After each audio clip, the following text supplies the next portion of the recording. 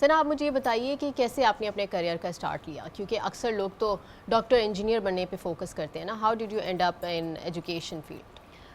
Education जो है वो मेरा शुरू से ही पैशन था। अच्छा। और अपने पैशन को मद्देनज़र रखते हुए मैं इस फील्ड के अंदर आई और मैंने अपना जो स्टार्ट लिया वो टीचिंग से किया। अच्छा। और इसके बाद डिफरेंट रोल्स एजुकेशन की फील्ड में ही करते करते मेरी जर्नी जो है वो आगे बढ़ी और मैं फिर लीडरशिप रोल्स के अंदर आ गई। तो पिछले 10 साल से मैं जो हूँ वो लीडरशिप रोल्स के अंदर हूँ और मैं जो मेरा पैशन है उसको मैं अब प्रैक्टिकली जो है वो इम्प्लीमेंटेशन की तरफ लेकर जा रही हूँ।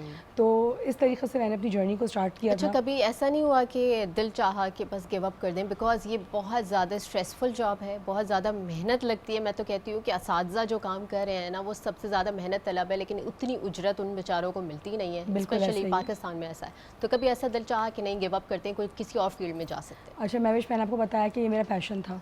तो ये पैशन था तो इसको मैं चाह कर भी गिव अप नहीं कर सकती क्योंकि ये मेरा शौक़ है। और इसके अंदर मेरी ख्वाहिश है कि मैं इतना काम करूं क्योंकि सिर्फ किताबों से पढ़ाई मेरा काम नहीं है करवाना। ना सिर्फ ये है कि सिर्फ मैं एडमिनिस्ट्रेशन की हद तक हूँ। मेरी कोशिश ये होती है कि बच्चों की कैरेक्टर बिल्डिंग, उनके अंदर डिफरेंट स्किल्स डेवलप करना, क्योंकि अब इस दौर में पढ़ाई जो है ना वो टोटली चेंज हो चुकी है। तो पहले बच्चों की साइकी समझना इज रियली इम्पॉर्टेंट और उसके लिए आपको खुद भी अप टू डेटेड होना चाहिए। बिल्कुल, आज के ज़माने के हिसाब से अपने आप को ढालना पड़ता है। बिल्कुल ऐसा ही है। और टीचिंग जो है वो अब ऐसा नहीं है कि आप जो हैं वो वन फाइंड है, आप उठे और आपका दिल कर आपने टीचिंग कर ली। No, teaching is not like that. Teaching के लिए आपको जो है उसमें महारत हासिल करनी है। तो उसमें डिफरेंट कोर्सेज़ हैं, उसके अंदर उसकी पढ़ाई है।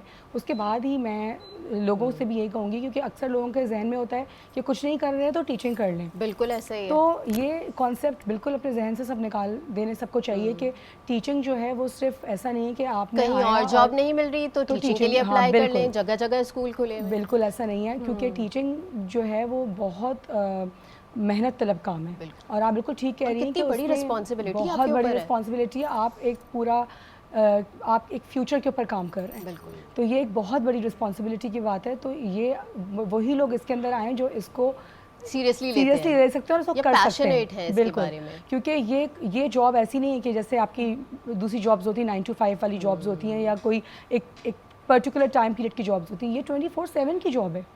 आप अगर ऑन फील्ड नहीं हैं और आप स्कूल के अंदर नहीं, स्कूल से बाहर हैं, तो भी आप काम ही कर रहे हैं।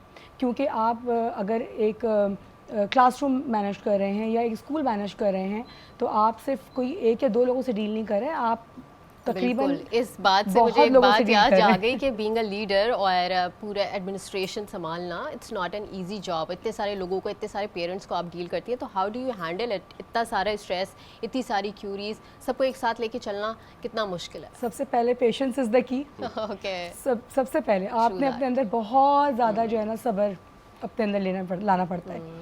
क्योंकि जाहिर सी बात है आप भी इंसान हैं और कभी हो जाता है, आप एग्जॉस्ट हो जाते हैं चीज़ों से, लेकिन फिर वही जिस काम के लिए आप निकले हैं तो ये आसान काम नहीं है, ये पैगंबरों वाली जॉब है। बिल्कुल। तो ये हमारे और आपके अंदर लिसनिंग स्किल्स भी होनी चाहिए। बिल्कुल, डेफिनेटली सुनने की भी आपके अंदर ये स्किल होनी चाहिए और उसके बाद अपनी बात को समझाने की स्किल भी होनी चाहिए, क्योंकि कम्युनिकेशन जो है वो आपका बहुत स्ट्रॉन्ग होना चाहिए इसके अंदर।